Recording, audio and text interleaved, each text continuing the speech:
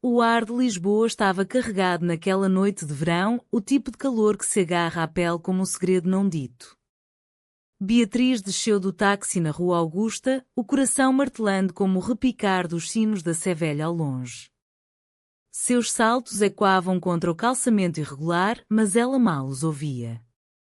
Seus olhos, afiados como os de uma águia sobre o Tejo, fixaram-se na figura esguia à porta do bairro Alto. Ana, com um vestido leve de linho branco que dançava ao vento, rindo com um grupo de amigos sob as luzes amareladas das lanternas de ferro forjado.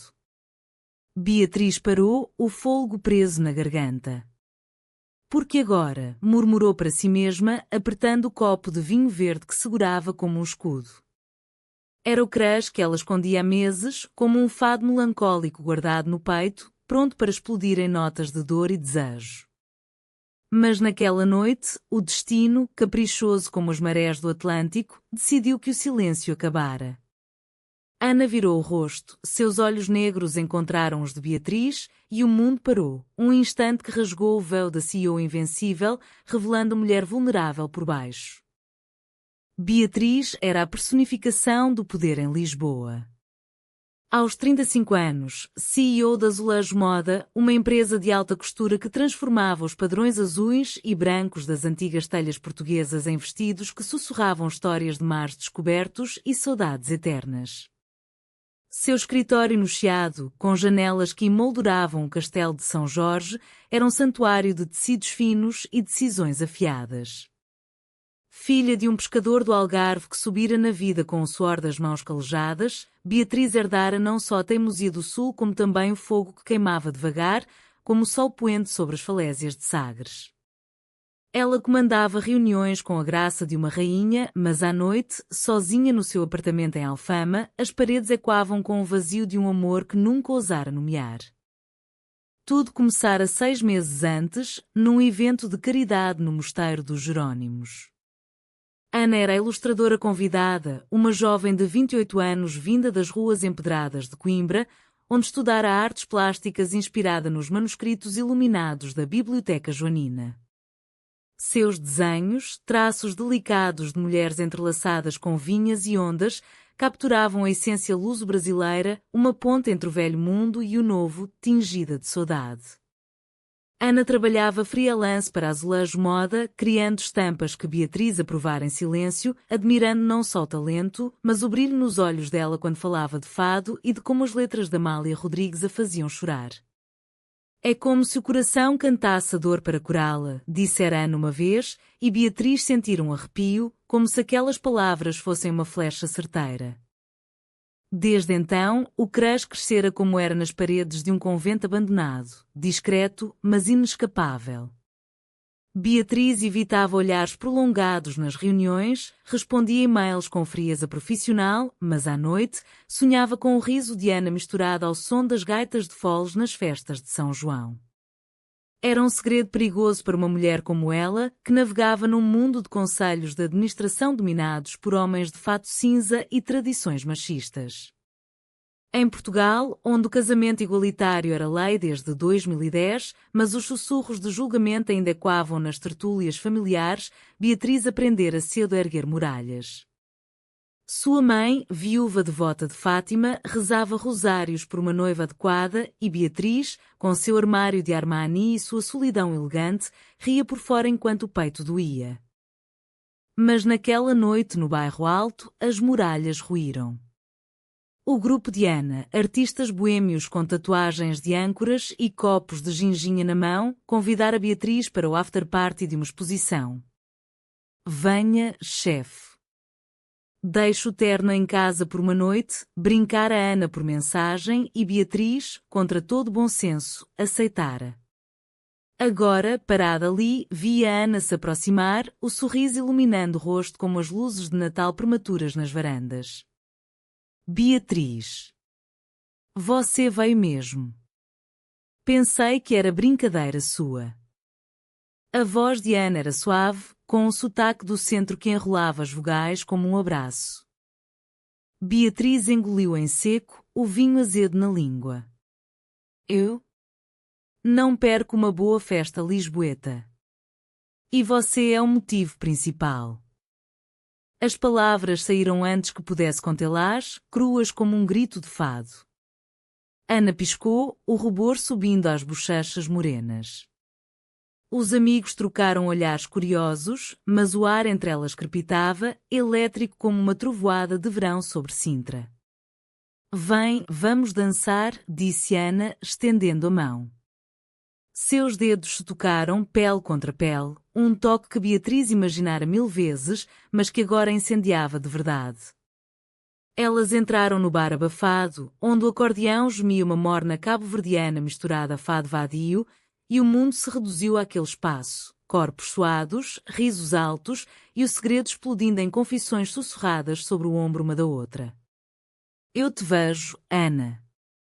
Todos os dias, em cada traço que desenhas. Você me assusta. Porque me faz querer mais.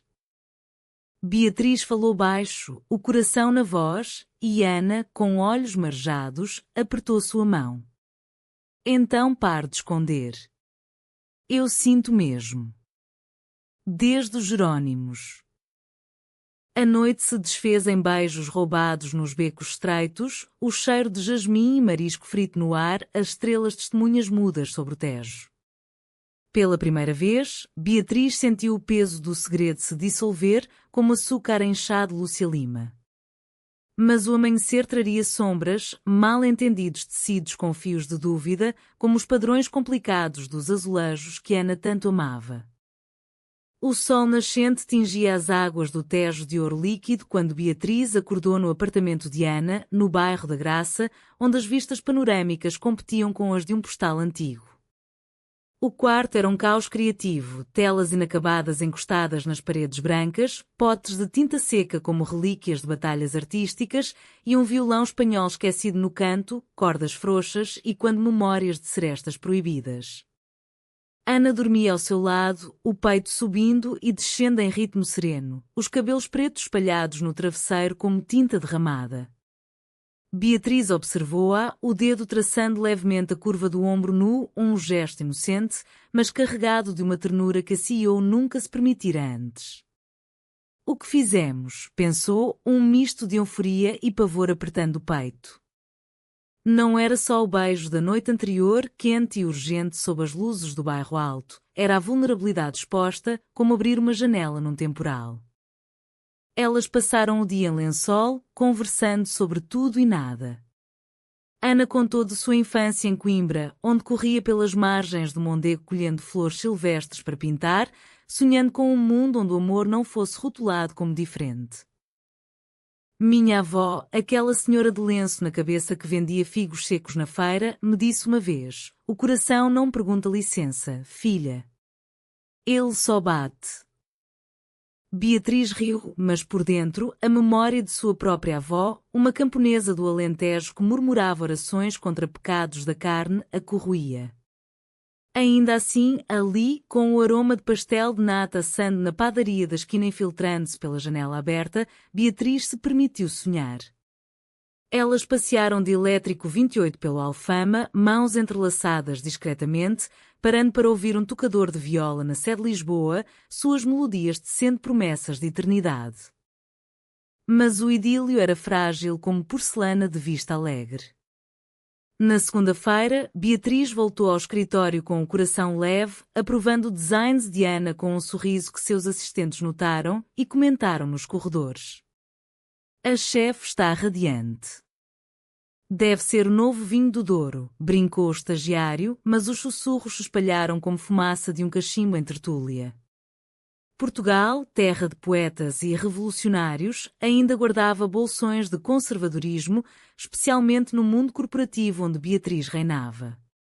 Seu vice, o Sr. Mendes, um homem de bigode grisalho e gravata perpétua, ergueu uma sobrancelha numa reunião. Beatriz, esses novos padrões. Tão sensuais. A senhora acha que o mercado conservador de Évora vai aprovar? Era um comentário inocente, mas Beatriz sentiu o espinho, sensualidade vinda de uma mulher que desenhava mulheres, tocando em temas que ecoavam seu próprio segredo recém-revelado. Ana, por sua vez, mergulhava no trabalho com fervor renovado. Seus desenhos para a coleção de outono incorporavam elementos de fado, silhuetas de mulheres de saia plissada, olhos vendados por lenços de renda, simbolizando a cegueira da paixão. Ela enviava esboços para Beatriz, anexando bilhetinhos, para a mulher que me faz ver cores novas no cinza de Lisboa. Beatriz respondia com emojis de corações, um luxo para ela, que outrora ditava e-mails como decretos reais. Elas se encontravam à noite, jantares em tascas escondidas numa oraria, onde o cheiro de bacalhau à Brás se misturava a conversas profundas sobre Camões e a saudade que unia Portugal ao Brasil, à África, ao mundo. Você é minha ilha dos amores, sussurrou Ana uma vez, citando o poeta, e Beatriz, com lágrimas nos olhos, beijou sua testa, sentindo o laço se apertar. Contudo, as primeiras rachaduras surgiram numa tarde chuvosa de setembro. Beatriz estava em Porto para negociações com vinicultores do Douro, deixando Ana sozinha com um prazo apertado. Num raro momento de dúvida, Ana folheou o Instagram de Beatriz, perfis públicos de eventos glamourosos, fotos com modelos altas e executivos charmosos. Uma imagem antiga, de um jantar de gala anos antes, mostrava Beatriz rindo ao lado de uma ex-namorada hétero, uma advogada de cabelos loiros. Apenas uma amiga, pensou Ana, mas a semente da insegurança brotou. Quando Beatriz ligou, exausta mas animada com um contrato fechado, Ana ouviu vozes ao fundo, risadas masculinas, brindes com Porto. Está-se divertindo sem mim? Perguntou, o tom leve demais para ser sincero. Beatriz franziu a testa ao telefone. Ana, é trabalho. Você sabe. Mas o mal-entendido pairava, sutil como a névoa matinal no Tejo. De volta a Lisboa, elas se reconciliaram com um piquenique no Parque Eduardo VII, sob o obelisco que vigia a cidade como um sentinela. Ana desenhou Beatriz ali mesmo, lápis voando sobre papel, capturando a curva decidida do queixo, os olhos que pareciam conter oceanos. Desculpa pela bobagem, murmurou Ana, e Beatriz, puxando-a para perto, respondeu, o amor é assim como o fado, doce e agridoce. Mas o destino, sempre tramando nas sombras das ruelas, preparava uma tempestade maior. Uma mensagem anônima chegou ao celular de Ana, uma foto borrada de Beatriz num abraço apertado com uma mulher desconhecida, legendada a verdade por trás da CEO perfeita.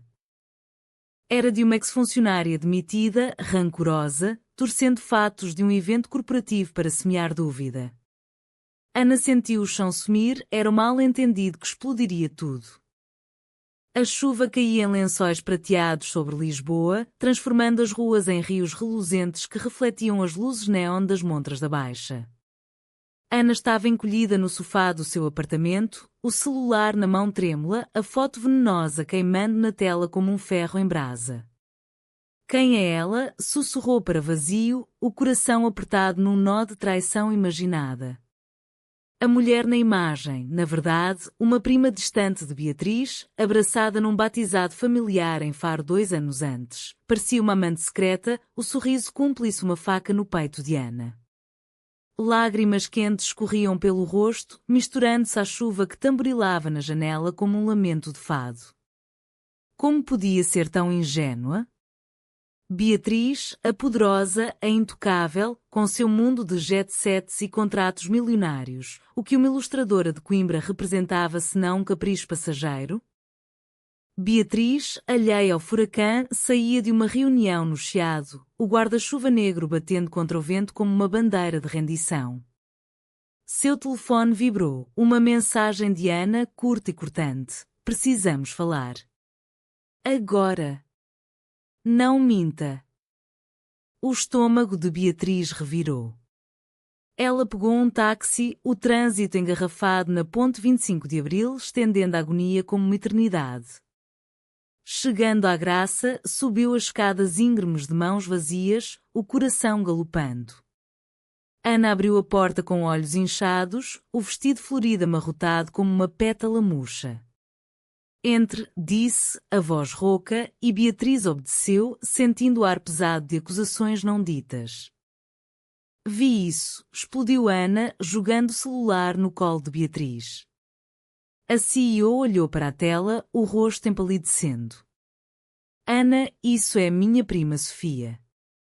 No batizado do meu sobrinho. Eu juro. Mas as palavras soavam vazias, como promessas de política em campanha.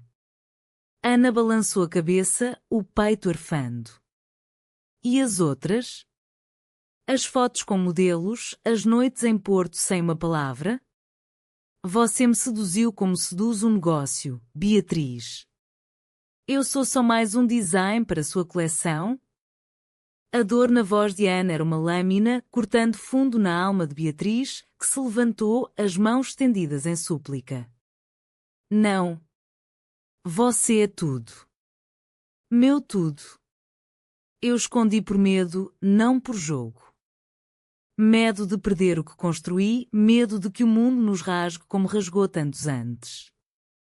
Elas gritavam agora, vozes ecoando pelas paredes finas, vizinhos curiosos espiando pelas cortinas de renda. Ana chorava abertamente, o corpo tremendo. Eu te amei de verdade. Acreditei no nosso fado. Mas isso é uma morna de mentiras. Beatriz caiu de joelhos, um gesto inédito para a mulher que negociava com reis do vinho e magnatas da moda. Me perdoe. Vou provar. Mas Ana virou o rosto, a porta se abrindo como um abismo. Saia. Preciso de espaço. A chuva engoliu Beatriz na rua, sozinha, o guarda-chuva esquecido, as gotas lavando as lágrimas que ela raramente derramava. Andou sem rumo pelo Alfama, passando pelas tascas onde outrora rira com Ana, o cheiro de sardinhas assadas agora amargo na boca. Sentou-se num banco sob o arco da Rua Augusta, o Tejo rugindo ao fundo como sua alma em fúria. Como consertar o irremediável? O mal-entendido, alimentado por inveja alheia, explodira o frágil castelo de cartas que construíra. Dias se arrastaram como névoa no Douro. Beatriz mergulhou no trabalho, mas os designs de Ana, agora pausados por contrato, deixavam lacunas nos tecidos, como buracos no coração. Ela ligava, mandava mensagens com poemas de Florbela Espanca. Eu sou aquela que vai no vento como uma flecha, mas Ana respondia com silêncios ensurdecedores. Num raro vislumbre de fraqueza, Beatriz confidenciou na sua melhor amiga, Maria, uma galerista de arte no Porto que conhecera na universidade. Eu a amo, Maria. Mas ela acha que sou uma predadora. Maria, com sua voz rouca de fumante de cigarros sem filtro, riu suavemente pelo telefone. Vai atrás dela, Beatriz. Em Portugal, o amor não espera por convites. Lembra da rainha de Eleonor? Construiu o mosteiro da batalha por amor perdido. Faça o seu mosteiro. Inspirada, Beatriz planejou um gesto. Descobriu o remetente da foto, uma ex-designer, Carla, demitida por plágio, agora espalhando veneno em fóruns anónimos. Confrontou-a num café discreto em Belém, perto dos pastéis de nata que tanto amava. Porquê? Perguntou Beatriz, voz baixa mas férrea. Carla, com olhos evasivos, deu de ombros. Você me destruiu. Agora eu destruo o seu segredinho. Beatriz não gritou, em vez disso, ofereceu um acordo, uma carta de recomendação e silêncio mútuo. O rancor envenena a alma, Carla. Como o vinho azedo. A mulher assinou, o ódio se dissolvendo em alívio relutante.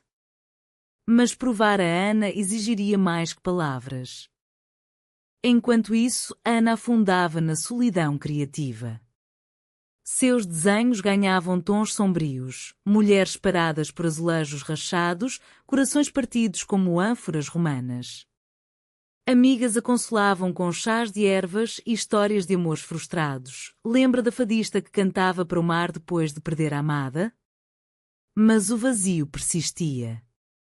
Uma noite, num concerto de fado no Senhor Vinho, Ana ouviu uma canção de Maria João Pires que a quebrou. Estranha forma de vida, sobre amores que vêm e vão como marés. Lágrimas caíram e ela soube. Precisava enfrentar o medo. Mandou uma mensagem para Beatriz, encontro nos Jerônimos. Amanhã. Vamos resolver isso. O reencontro foi sob os arcos manuelinos, o vento do Tejo carregando o sal da verdade. Beatriz chegou primeiro, um buquê de flores de laranjeira nas mãos, símbolo de pureza em Portugal. Ana veio devagar, o rosto pálido mas determinado. Eu errei ao duvidar sem perguntar, começou Ana, voz trêmula. Beatriz balançou a cabeça. Eu errei ao esconder tanto. Contou tudo, a prima, a ex-funcionária, o medo ancestral de uma sociedade que ainda julga olhares entre mulheres. Ana ouviu as muralhas caindo. Eu te amo, Beatriz. Mas preciso de honestidade, como nos azulejos, nada escondido. Elas se abraçaram ali, sob os gigantes de pedra que viram navegações e revoluções, o sol poente banhando-as em luz dourada. O mal-entendido se dissolvia, mas o verdadeiro conflito, o mundo lá fora, espreitava. Outubro trouxe as folhas avermelhadas às árvores do jardim botânico, mas para Beatriz e Ana, o outono era de reconstrução delicada, como restaurar um painel de azulejos lascado pelo tempo. Elas recomeçaram devagar, cafés matinais no À Brasileira, onde Fernando Pessoa outrora sentara com seu luto eterno, conversas que teciam confiança fio a fio. Beatriz abriu seu mundo, convidou Ana para uma reunião da diretoria, apresentando-a não como subordinada, mas como musa e igual. Ana é a alma da nossa nova coleção, declarou, e os executivos, surpresos mas impressionados, aplaudiram os esboços que fundiam fado com modernidade. Ana, por sua vez, mostrou a Beatriz seu estúdio secreto numa galeria em Alcântara, paredes cobertas de esboços de mulheres livres, inspirados nela, na força quieta que via por trás da armadura corporativa. Você me ensina a ser corajosa, disse Ana, traçando o contorno do rosto de Beatriz num papel amassado. O romance florescia em gestos cotidianos, impregnados da alma portuguesa, piqueniques com queijos da Serra da Estrela e broas de mel no Monsanto, noites de cinema no São Jorge assistindo a filmes de Manuel de Oliveira sobre amores impossíveis, caminhadas pelo Lisboa Factory onde o grafite de Vils ecoava suas próprias cicatrizes expostas. Beatriz aprendeu a cozinhar caldeirada à moda do Algarve, mãos que assinavam contratos agora mexendo panelas com risos, enquanto Ana ensinava-lhe a dançar o vira-baradeiro, pés leves pisando o soalho como folhas ao vento. Somos como o Tejo e o Atlântico, brincava Beatriz. Doce por dentro, selvagem por fora. Ana ria, os olhos brilhando, e nessas horas, o mundo parecia pequeno o suficiente para caber em seus braços. Mas o conflito maior se avizinhava, não do interior, mas das bordas da sociedade que Beatriz tanto temia. Sua mãe, Dona Rosa, chegara de Faro para o Natal antecipado, trazendo caixas de figos secos e um rosário de desconfiança. Aos 62 anos, viúva de um homem que pescara atum até o fim, Rosa era o epítome da tradição alentejana, saias longas, rezas diárias e uma fé que via o amor lésbico como uma provação do diabo. Beatriz planejava o jantar com cuidado, no seu apartamento minimalista com vistas para o castelo, mas Ana insistira em vir, não vou me esconder mais. O ar cheirava a bacalhau cozido e tensão quando Rosa apertou a mão de Ana. Então você é a artista? Bonita, sim. Mas e o noivo? Uma moça como você precisa de família. Ana sorriu educadamente, mas Beatriz viu o brilho de dor nos olhos dela. O jantar transcorreu em superficialidades, elogios à coleção de Beatriz, histórias de pescarias do pai, o vinho do Alentejo fluindo como bálsamo. Mas quando Rosa viu uma foto no celular de Beatriz, elas duas, abraçadas nos Jerônimos, postada num momento de fraqueza, o copo caiu, estilhaçando no chão de azulejos. O que é isso, filha? Isso não é de Deus. Você, a CEO, a herdeira da nossa honra. Com outra mulher? A voz de Rosa era um trovão, misturando choque e luto. Beatriz se levantou, o rosto uma máscara de aço. Mãe é amor. Puro como o que o pai te deu. Só que diferente. Ana, pálida, tentou intervir. Dona Rosa, eu respeito sua fé. Mas o coração. Rosa cortou com um gesto. Corações enganam, menina. Eu rezo por vocês, mas isso é uma armadilha. Ela saiu batendo a porta, deixando o silêncio como um sudário. Naquela noite, Ana chorou nos braços de Beatriz, o corpo sacudindo. Ela me odeia. E se o mundo todo odiar?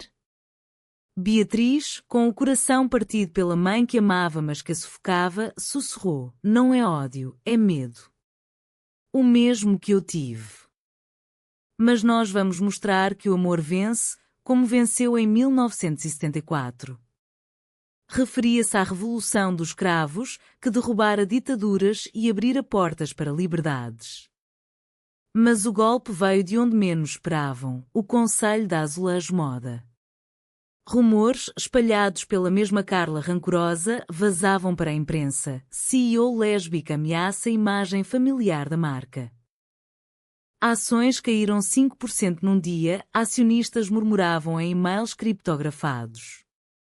Mendes, o vice, confrontou Beatriz no escritório. Pense na empresa, Beatriz. Isso é um risco. Ela rebateu, voz firme, a empresa sou eu. E meu amor é minha força. Mas à noite, sozinha, duvidava. E se o preço fosse alto demais? Ana, sentindo a pressão, propôs uma pausa. Talvez devêssemos esperar o furacão passar. Beatriz sentiu o chão sumir novamente. Não fuja, Ana. Lute comigo. Mas o conflito as desgastava, como ondas erudindo falésias. Num gesto de desespero, Beatriz marcou um jantar com a mãe em Belém, perto do panteão, pedindo a Ana que ficasse em casa. Deixe-me resolver isso sozinha primeiro. Rosa veio, olhos vermelhos de noites em claro. Filha, volta ao caminho reto. Há um homem bom em Faro, viúvo como eu. Beatriz respirou fundo. Mãe, o caminho reto é este. Ana me faz viva, como o pai te fazia. Horas de lágrimas e rezas depois, Rosa cedeu um pouco, eu tento entender. Pelo seu pai, que amava sem julgar. Era um começo frágil, mas o primeiro raio de sol após a tempestade. Enquanto isso, a traição corporativa se revelava. Carla, aliada a um concorrente, vazara documentos falsos. Beatriz demitiu-a publicamente, mas o dano estava feito. Num press release corajoso, anunciou: Azulejo Moda celebra todos os amores, como os azulejos contam todas as histórias. A mídia explodiu, elogios de ativistas LGBTQ+, em Lisboa, críticas de colunas conservadoras no Correio da Manhã. Ana, lendo no estúdio, sentiu orgulho e medo. Você é uma heroína, mandou por mensagem. Beatriz respondeu com um convite, venha para o lançamento da coleção. Seja minha parceira, não só no amor, mas no mundo. O palco estava armado para o clímax. O salão do convento do Espinheiro, em Évora, resplandecia sob lustres de cristal que capturavam a luz como estrelas presas em âmbar. Era a noite do lançamento da coleção Saudade Azul e Lisboa parecia ter-se teleportado para o Alentejo. 300 convidados em trajes de gala, o ar perfumado com lavanda silvestre e o som distante de uma viola campaniça. Beatriz, no centro do vórtice, vestia um gown de sua própria criação, seda azul cobalto bordada com motivos de ondas e corações entrelaçados, um tributo velado ao amor que quase perdera. Seus cabelos estavam soltos, ondas castanhas caindo como cachoeiras suaves, e nos olhos, uma determinação que rivalizava com as muralhas romanas da cidade. Mas por dentro, o nervosismo roía. Este era o teste final, onde o pessoal se fundia ao profissional e um tropeço poderia custar tudo. Ana chegara mais cedo, ajudando a arrumar os manequins com suas estampas vivas, mulheres dançando fado com saias que evocavam as curvas do Tejo, lenços de renda simbolizando laços invisíveis. Ela usava um vestido simples de chifão verde-oliva, cor da Serra de Arraiolos, com um colar de contas de vidro azul que Beatriz lhe dera como talismã. Para te proteger das sombras, dissera. Agora, nos bastidores, Ana ajustava um azulejo decorativo, o coração acelerado. Após o escândalo, a mídia a escassara, repórteres do público perguntando sobre o romance que abala a moda portuguesa, ativistas aplaudindo nas redes como amor azul.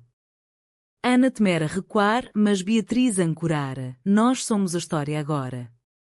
Vamos escrevê-la juntas. O evento começou com um brinde, copos de tinta alentejano erguidos ao espírito indomável de Portugal. Beatriz subiu ao palco improvisado no claustro, o microfone na mão como uma espada. Esta coleção não é só tecido e linha. É saudade, a dor doce de quem ama apesar de tudo. Inspirada em artistas que ousam, em amores que desafiam o má. Seus olhos encontraram Ana na primeira fila, um sorriso cúmplice passando entre elas como uma corrente elétrica. Aplausos irromperam quando as modelos desfilaram, silhuetas graciosas girando sob os arcos góticos, tecidos fluindo como o vento nos vinhedos próximos. A imprensa flashava e Beatriz sentiu o triunfo, ações subindo em tempo real no seu relógio, e-mails de parcerias chegando como ondas. Mas o clímax veio no final, quando Beatriz convidou Ana ao palco. Minha parceira criativa. E de vida, anunciou, voz embargada. Ana subiu, trêmula, o spotlight quente na pele. Elas se abraçaram diante de todos, um gesto simples, mas revolucionário num Alentejo ainda marcado por tradições rurais. Gritos de força ecoaram, misturados a alguns murmúrios, mas o amor na sala era palpável, como o calor de uma lareira em noite de inverno. Dona Rosa, convidada relutante e sentada ao fundo, observava com olhos úmidos o rosário apertado na mão. Após o show, aproximou-se devagar. Vocês brilham juntas, como as estrelas de Fátima. Era perdão incompleto mas genuíno, e Ana, impulsiva, abraçou-a. Obrigada, Dona Rosa. Pelo amor dela. A traição final se revelou nos bastidores. Mendes, o vice-leal, confessou ter sido pressionado por acionistas para sabotar o evento, vazando rumores para baixar ações e forçar uma compra hostil. Eu falhei com você, Beatriz. Mas vi o fogo nos seus olhos hoje. Fique com ela. Beatriz o perdoou, promovendo uma assistente jovem e progressista em seu lugar, um sopro de ar fresco para azulejo moda. A noite terminou em festa, danças ao som de canto alentejano, pratos de migas e ensopado de borrego compartilhados, risos que curavam feridas. Beatriz e Ana escapuliram para o jardim do convento, sentando-se num banco de pedra sob a lua cheia. Sobrevivemos, murmurou Beatriz, beijando a têmpora de Ana. Mais que isso, florescemos. Ana aninhou-se nela, o cheiro de lavanda no ar. Como os azulejos, belos nas rachaduras. De volta a Lisboa, o inverno trouxe calmaria. Elas adotaram uma rotina, manhãs de café com pão de mafra, tardes de trabalho entrelaçado, Beatriz negociando, Ana desenhando ao seu lado. Viajaram para o Algarve, onde Beatriz mostrou a Ana as praias de sua infância, conchas coletadas como promessas. Dona Rosa visitou, trazendo compotas de figo e histórias suavizadas pelo tempo. A mídia as apelidou as Musas Azuis, e a coleção vendeu recordes, provando que o amor vendia mais que medo. Mas o verdadeiro humanismo veio nas pequenas vitórias, voluntariado em abrigos LGBTQ+, no Bairro Alto, workshops onde Ana ensinava meninas a desenhar seus amores sem vergonha. Beatriz, outrora isolada, aprendeu a chorar abertamente, como num fado ao vivo no Adega Machado. Um ano depois, num entardecer de primavera no mirador da Senhora do Monte, Beatriz ajoelhou-se, não com anel, mas com um azulejo pintado à mão por Ana, duas mulheres de mãos dadas sob o tejo. Casa comigo? Não por lei, mas por nós. Ana, lágrimas de alegria, assentiu. Sim. Para sempre, como a saudade. O casamento foi discreto, numa capela em Sintra, com amigos, família relutante mas presente, e um fado tocado só para elas. Portugal, terra de descobridores, testemunhava mais uma jornada, a do coração que, finalmente, navegava livre. O ciclo das estações em Lisboa é um poema vivo, invernos suaves que sussurram promessas de renovo, verões que queimam como paixões não resolvidas. Para Beatriz e Ana, o pós-casamento era essa tapeçaria tecida com fios de rotina e surpresas, onde o amor se enraizava como uma oliveira centenária no Alentejo. Elas se mudaram para uma casa em Belém, com jardim morado por Hera e Jasmim, vistas para o Mosteiro dos Jerónimos como lembrete eterno do dia em que tudo começou. Beatriz, agora mais mentora que CEO implacável, delegava reuniões para viajar com Ana. Uma semana em Coimbra, revivendo as ruas onde Ana sonhara, mãos dadas sob os arcos da universidade. Outra no Douro, remando num barco rabelo entre vinhas terrazadas, brindando com vinhos que contavam histórias de gerações. Você me deu raízes, disse Beatriz certa noite, deitada na rede do jardim, o céu estrelado acima. Ana sorriu, traçando padrões invisíveis na pele dela. E asas? Para voarmos juntas. A azulejo moda prosperava, expandindo-se para linhas inclusivas, roupas para corpos diversos, estampas que celebravam heranças quer portuguesas, desde as rainhas lésbicas lendárias de Óbidos medieval até as ativistas modernas do orgulho de Lisboa. Ana liderava um ateliê comunitário no Cais do Sodré, ensinando mulheres trans e lésbicas a abordarem suas narrativas em tecidos, transformando dor em arte. Beatriz financiava, mas participava, mãos calejadas por teclados agora segurando agulhas, rindo de pontos tortos. Olha só, a poderosa CEO virando artesã, provocava a Ana, e Beatriz respondia com um beijo, doce como arroz doce de Natal. Dona Rosa, aos poucos, se rendia, visitas mensais com bolos de amêndoa, perguntas tímidas sobre como é ser duas senhoras numa casa. Uma vez, surpreendendo-as, trouxe um terço abençoado em Fátima para proteger o amor de vocês. Era humanismo puro, o da fé que evolui, como Portugal evoluiu de império a democracia. Contudo, nem tudo era idílio. Conflitos menores testavam a resiliência, uma crítica dura na Vogue Portugal, acusando a marca de explorar o que era por lucro, forçando Beatriz a um debate público num podcast de cultura lisboeta. Ana apoiou, redigindo uma resposta que misturava vulnerabilidade e orgulho. Nosso amor não é marketing, é vida.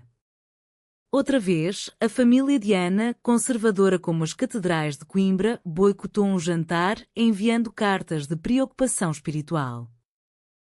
Ana chorou, mas Beatriz a levou para um retiro em Sintra, caminhadas pelas florestas míticas onde Egas Muniz jurara lealdade. Nossas famílias são como esses carvalhos, antigas, nudosas, mas nos abrigam. Aos poucos, o pai de Ana cedeu, enviando um desenho antigo dela, criança, com duas bonecas de mãos dadas. Sempre foste assim, filha. Livre. O verdadeiro clímax humanitário veio num projeto inesperado, uma coleção beneficente para vítimas de violência doméstica, inspirada em histórias reais coletadas em abrigos do Porto ao Algarve. Ana ilustrou depoimentos anónimos, silhuetas de mulheres emergindo de sombras, flores brotando de punhos cerrados. Beatriz usou sua influência para angariar fundos, transformando o lançamento num evento no Terreiro do Paço, com fadistas e ativistas. Milhares compareceram, velas acesas como cravos na Revolução, e quando Beatriz discursou em Portugal, onde o amor descobriu mundos, que ele cura os feridos, Ana, ao seu lado, sentiu o peso da herança, não só prazer, mas propósito. A noite terminou com doações recordes, abraços de estranhas que sussurravam obrigada por nos verem. Anos se passaram e o amor delas envelheceu como o vinho do Porto, mais rico, mais nuançado. Adotaram uma menina de 8 anos, Sofia, nome da prima que quase as separara, uma órfã de imigrantes cabo-verdianos com olhos curiosos e riso contagiante. Ensinaram-na fado e desenho, a correr pelas praias da Caparica, a rezar com Dona Rosa em visitas a Fátima. Beatriz, grisalha nas têmporas, ainda comandava reuniões, mas com mais risos. Ana, com rugas de expressão ao redor dos olhos, publicava um livro de ilustrações sobre amores lésbicos em Portugal, best-seller no Festival Literário de Mafra. Num entardecer de dezembro, 10 anos após o primeiro beijo, elas voltaram ao Bairro Alto. Sentaram-se no mesmo bar, agora reformado, mas com o mesmo acordeão gemendo. Lembra? Perguntou Beatriz, mão na de Ana. O segredo que explodiu. Ana sorriu, beijando seus dedos. E o mal-entendido que nos salvou. Nos fez reais. O fado tocava baixo, uma morna de esperança, e Lisboa, eterna testemunha, piscava suas luzes. Seu amor não era conto de fadas, mas de mulheres comuns que ousaram, KCH teen nas tormentas, emocional nas calmarias, romântico nos toques diários, humanitário na luta compartilhada. Em Portugal, terra da saudade, elas provaram que o amor, uma vez revelado, é imortal como o Tejo.